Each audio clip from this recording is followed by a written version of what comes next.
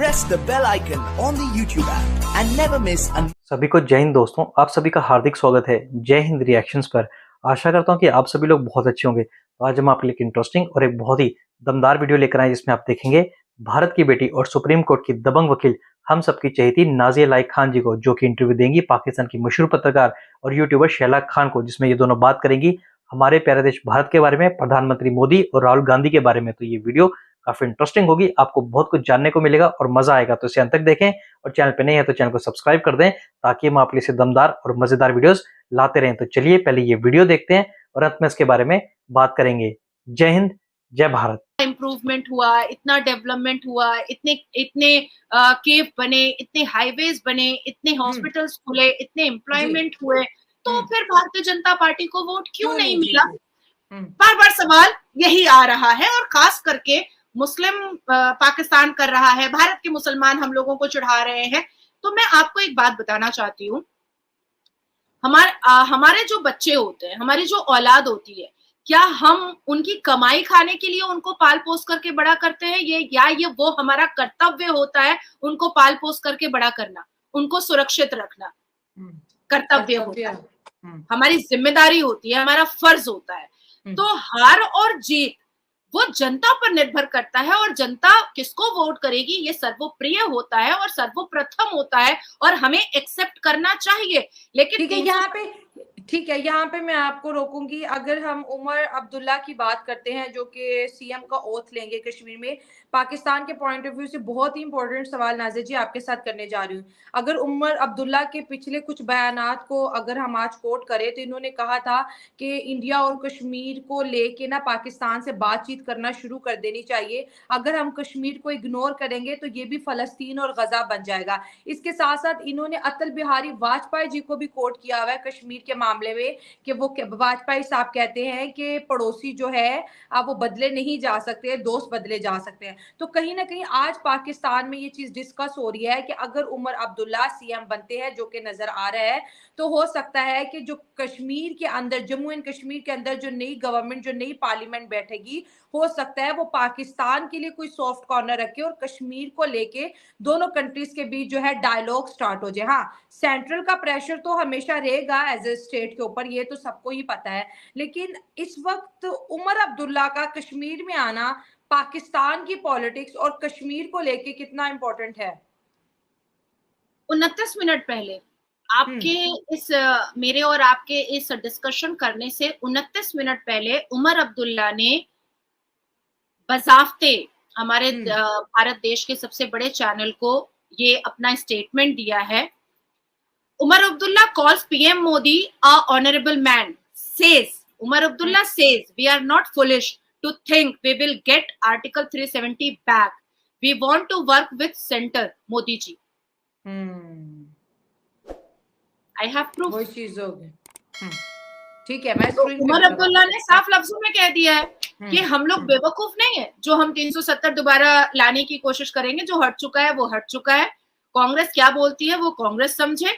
हम सेंटर के साथ और पीएम मोदी जी के साथ, जो उमर अब्दुल्ला कह रहे हैं कि उनकी नजरों में एक ऑनरेबल मैन है, हम उनके साथ जुड़ करके और उनके नेतृत्व में काम करेंगे। तो जीरो टॉलरेंस और टेररिस्ट को किसी भी तरीके से एक पॉजिटिव थॉट हमारे पास, हमारे भारत की तरफ से ना जाने वाला है ना जाएगा। दूसरा, आपने कहा कि शायद क्योंकि फारूक अब्दुल्ला ने कहा था कि पाकिस्तान से बात करनी चाहिए, उमर अब्दुल्ला ने नहीं कहा था, फारूक अब्दुल्ला ने कहा था, ठीक हो गया, पाकिस्तान से बात करनी चाहिए। लेकिन केंद्र में आदरणीय प्रधानमंत्री जी की सरकार है, आदरणीय प्रधानमंत्री मोदी जी बैठे हुए हैं। मतलब अगर सेंट्रल नहीं चाहेगा तो नहीं होगा, कभी नहीं होगा, बिल्कुल भी नहीं होगा। और फिर अभी 29 मिनट पहले की मैंने न्यूज आपको प्रूफ के साथ दिखा दी है कि उमर अब्दुल्ला ने साफ कहा है कि ना ही वो 370 वापस लाने की बात कहेंगे और वो मोदी जी के नेतृत्व में, उनके मार्गदर्शक में और उनके लीडरशिप में वो कश्मीर को आगे बढ़ाने का और इम्प्रूव और डेवलप करने का काम करेंगे। लेकिन यहाँ पर ये भी मैं आपको एक और चीज में और आपके साथ डिस्कस करना चाहती हूँ। जी, शगुन परिहार जिसने जम्मू कश्मीर में एनसी को हरा करके आपका किश्तावर से वो जीती हैं, किश्तावर से, है, और अपने माता पिता कश्मीर को से है मतलब। हाँ, हाँ कश्मीर से, और अपने माता पिता को उन्होंने इस्लामिक एक्सट्रीमिस्ट जिहादियों ने मारा था, उन्होंने खोया है। तो मुझे ऐसा लगता है कि मैं बड़ी जिम्मेदारी से ये बात कह रही हूँ कि ये जो लड़की है ना, ये रियल कमबैक क्वीन है हमारे ईरा की, जम्मू एंड कश्मीर की।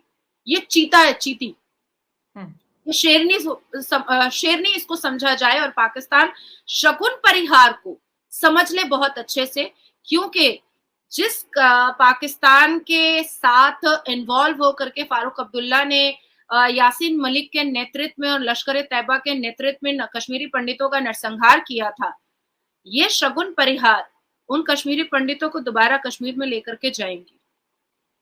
बड़ी जिम्मेदारी से ये बात कह रही हूं। देखिए नाज़िर जी, ये तो हम अक्सर बात करते हैं कि अगर हम एज अ मुस्लिम कश्मीर के मुसलमानों की बात करते हैं तो एक अच्छे इंसान होने के नाते ह्यूमैनिटी फर्स्ट पे बिलीव रखते हुए हमें हिंदू पंडितों की भी बात करनी चाहिए, जो कि कश्मीर का हिस्सा थे, जिसको काफी टाइम से कश्मीर के अंदर होने वाली पॉलिटिक्स ने या फिर कुछ भी कह दे इग्नोर होते रहे हैं। अगर हम जो है फारूक फैमिली की बात करते हैं तो एससीओ समिट को भी लेके एक बयान इन्होंने दिया है कि अगर पाकिस्तान और इंडिया को बात करने का मौका मिलता है तो इन्हें बात कर लेनी चाहिए।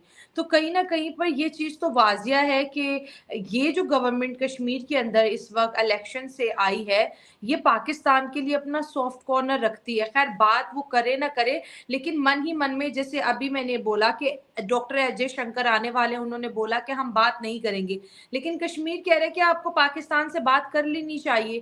तो ये जो चीजें हैं, आपको नहीं लगता कि अब थोड़ी सी भारत को भी अपनी पॉलिटिक्स के अंदर लचक दिखानी चाहिए टुवर्ड पाकिस्तान? क्योंकि हमने तो ये चीज बड़ी कहते हैं ना सीरियसली इसको लिया है कि काफी टाइम से हमारी जो लीडरशिप है वो चाहती है कि इंडिया के साथ बैठे टॉक्स करें। अब तो कश्मीर में इलेक्शन भी हो गया, आर्टिकल भी हट गया, हरियाणा में भी मोदी जी तीसरी दफा आ गए, एज अ वजीर आजम भी तीसरी दफा आ गए, लेकिन मुद्दा इंडिया और पाकिस्तान का वहीं है।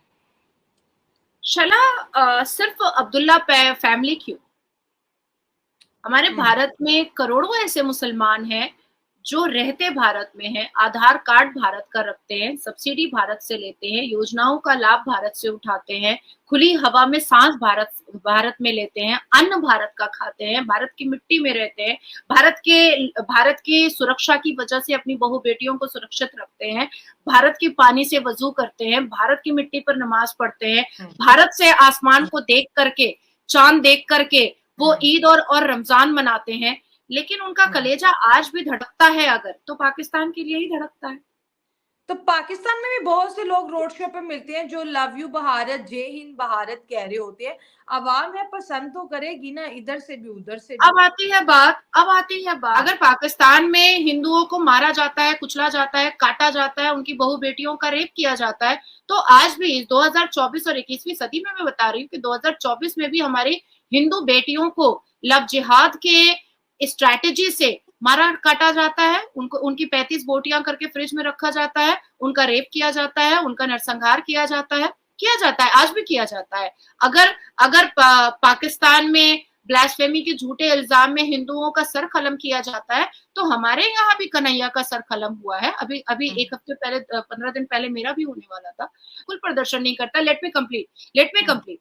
अब आती है बात कि इस पूरी दुनिया में भारत एक ऐसी जगह है जो हिंदुओं का सितान है, हिंदुस्तान हिंदुओं का सितान है, और अब वजूद और सेल्फ आइडेंटिफिकेशन का जो एक जो कॉल्ड बैटल है, उसको हिंदुओं को जीतना ही पड़ेगा। फारूक अब्दुल्ला के दिल में अगर पाकिस्तान के लिए मोहब्बत है, तो मैं अभी फिर से कह रही हूँ, हालांकि उनका बेटा कश्मीर जम्मू एंड कश्मीर में सीएम का ओथ लेने वाला है, हालांकि उसने बहुत समझदारी की बात पहले ही कर दी है, अपने अब्बा जान को चुप करा करके घर पे बैठा करके उसने बहुत समझदारी की बात पहले ही कर दी है। लेकिन मुझे ऐसा लगता है कि अब भारत के हिंदुओं को अपनी ताकत, अपना दल, अपना बल, अपना जोश, अपना वलवला दिखाने की जरूरत है, क्योंकि भारत के हिंदू अगर भारत में सुरक्षित हैं, भारत के हिंदू अगर भारत में आवाज ऊंची कर पा रहे हैं, भारत के हिंदू अगर भारत में रह करके अपना लीगल और अपना संवैधानिक राइट ले पा रहे हैं, तो इस दुनिया के जिस जिस कोने में हिंदू हैं उनको हिम्मत वैसे ही मिल जाएगी, वैसे ही मिल जाएगी। दोस्तों आशा करता हूँ कि वीडियो को आपने अंत तक देखा होगा और हमेशा की तरह नाज़िया अलाई खान जी का दमदार और बेबाक इंटरव्यू आपको काफी पसंद आया होगा और इस वीडियो में आपको बहुत कुछ जानने को मिला होगा। अगर आपको वीडियो अच्छी लगी है तो इसे लाइक और शेयर जरूर कर दें और अपने विचार हमें कमेंट सेक्शन में लिखकर जरूर बताएं। और एक बार फिर चैनल पे नहीं है तो चैनल को सब्सक्राइब कर दें ताकि हम आपसे लेटेस्ट दमदार और इंटरेस्टिंग वीडियोस लाते रहें। तो चलिए फिर मिलेंगे ऐसी किसी जबरदस्त और मजेदार वीडियो में, तब तक अपना ध्यान रखिए। जय हिंद, जय भारत।